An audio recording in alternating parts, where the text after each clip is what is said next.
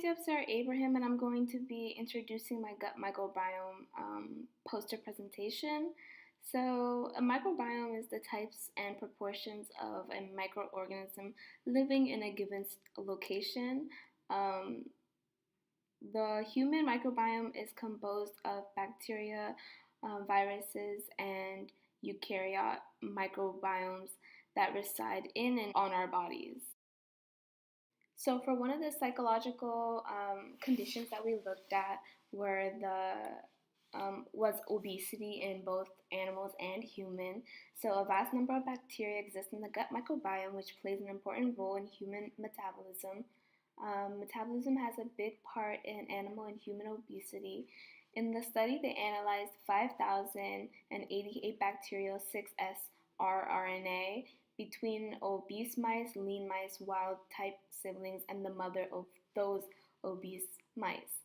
They were all fed the same polysaccharide rich diet. The two bacteria that were presented were the firmicutes and the bacteroids. The bacteroids species are significant clinic pathogens that are found in most anaerobic infections. Firmicutes help with the digestion of fat, which is required by energy.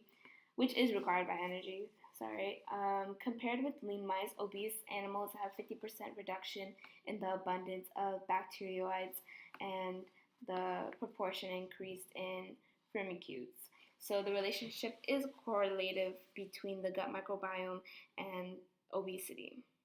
So a second psychological condition that has been seen with relationship of gut microbiomes is type 2 diabetes. A study led, can't pronounce that doctor, consisted of comparing the gut microbiota composition of 43 juxtagonals diabetes mellitus patients and 81 healthy pregnant women. They found that the GDM patients had a gut microbiota enriched with Biotis, Megamonissa, and Fascicularbacterium. The results showed that gut microbiome could affect blood glucose tolerance during pregnancy in GDM patients. The relationship correlated between gut microbiomes and diabetes. So for the materials and methods, one of the things that our animals had in common was their age and also that the fact that they were both male horses. Both of the horses were 14. However, one of the horses had intense and frequent exercise while the horse being compared had little to none and very lazy. To purify the DNA from the fecal samples, we used the Q-Gen kit designed by Q-Gen Incorporated. However, we did not make any changes to the manufacturer's instructions and we remained true to its instructions. The commercial kit we used to concentrate the DNA after purification was the Zemo kit designed by the Zemo Incorporated. For this step, we also used the manufacturer's instructions. The instrument we used to quantify the DNA in our samples was called the nanodrop spectrophotometer. The first measurement was made by the concentration and the value was 38.0 nanograms with nanoliters.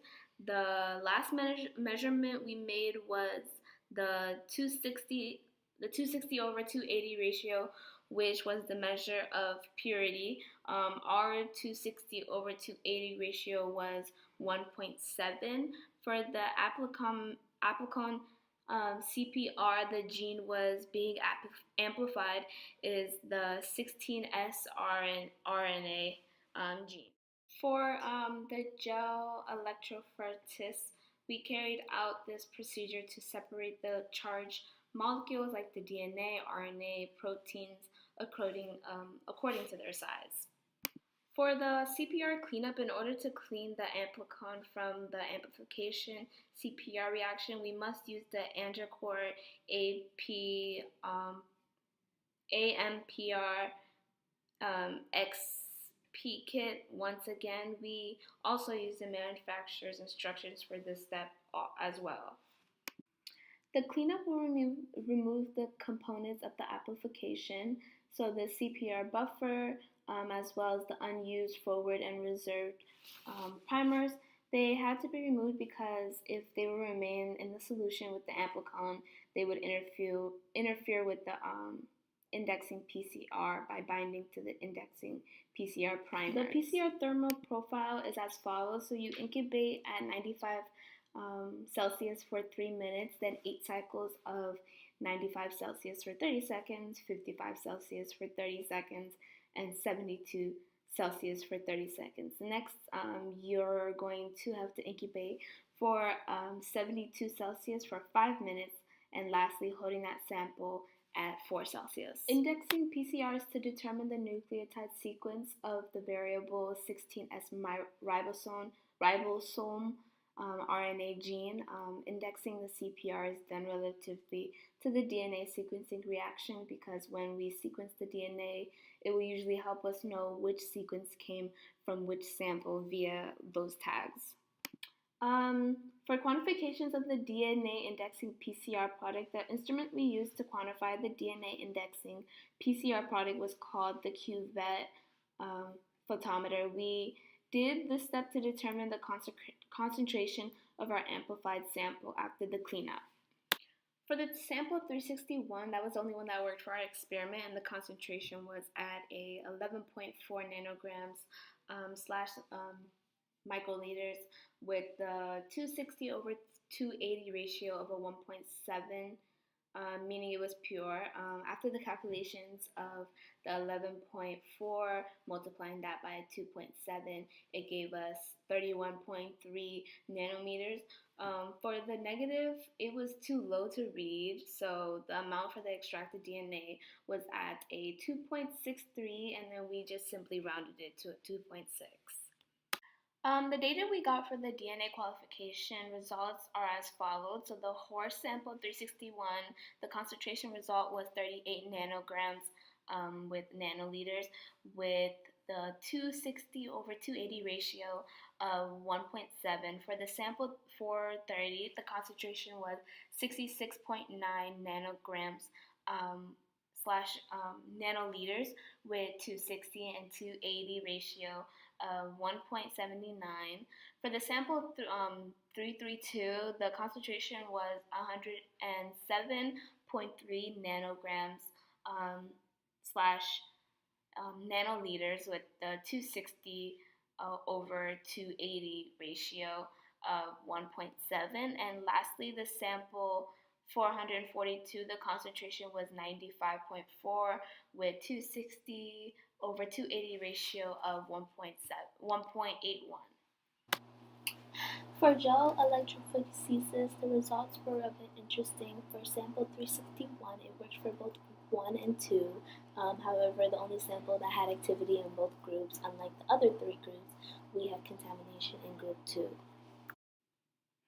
For the results of the top kingdom classification results, due to our samples being unable to be sequenced, we ended up needing another group samples to compare them as well. So in this comparison, we are using 2 female flat-coated retrievers with sample IDs 671 and 672. The 671 sample is 1 year old and named Hoshi, and the 672 is named Nova, and she's 5 years old.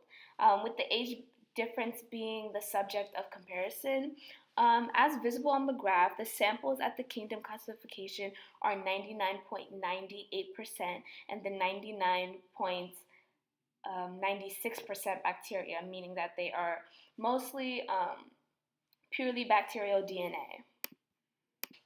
Okay, so for the results of the top order classification, immediately after shifting to the order classification comparison, the difference in the gut microbiomes appeared visually apparent. So animal 1, the younger retriever, appears to have a more spread out microbiome full of various types of bacterium, which are mostly part evenly dispersed. And then animal 2, the older retriever, on the other hand, had a predominantly bacteroidetes, with the total percentage of reads in this category being over 70%. Okay, moving on to the top genius classification results. Um, they seem to have the same differences from the order classification. It just seems to be prevalent. Animal 1 has a lot of variety, evenly dispersed amongst the types of bacterium in the gut microbiomes, with none of the reads going over 25% of the total. Animal 2 still has a dominant types of bacterium now being Prevolata and Bacteroidetes, with the rest of the reads being slightly dispersed amongst the rest, or the types not even significantly present. Moving on to our discussion. So, returning to what was previously discussed in the beginning, we weren't able to get enough successful samples from the DNA extraction. Just getting one of the horses and our negative control qualified. The samples we got, however, were within the realm of base pairs we needed, being both higher than 550 BP. On the downside to this, the negative control was not supposed to move during gel electrophoresis due to its not having any DNA, meaning it was contaminated for traveling along the gel. The reasoning for the DNA traveling through the gel is its net negative charge drive. It allows for the negative candidates next to the DNA walls, causing the DNA to travel through the microscopic gel pores towards the positive cathodites. Oh, sorry. The length of the cathodites in relevance to the base pair ladder along the sides helps us quantify our samples. However, since we were unable to see the horse samples as comparison in our research experiment, we transitioned to the 2 female flat-coated retrievers samples that did work successfully. When comparing both, we were just able to see that the younger one had a more varied gut microbiome, while the older dog had a more majorities of the microbiomes, such as the cellulose digesting pervolate.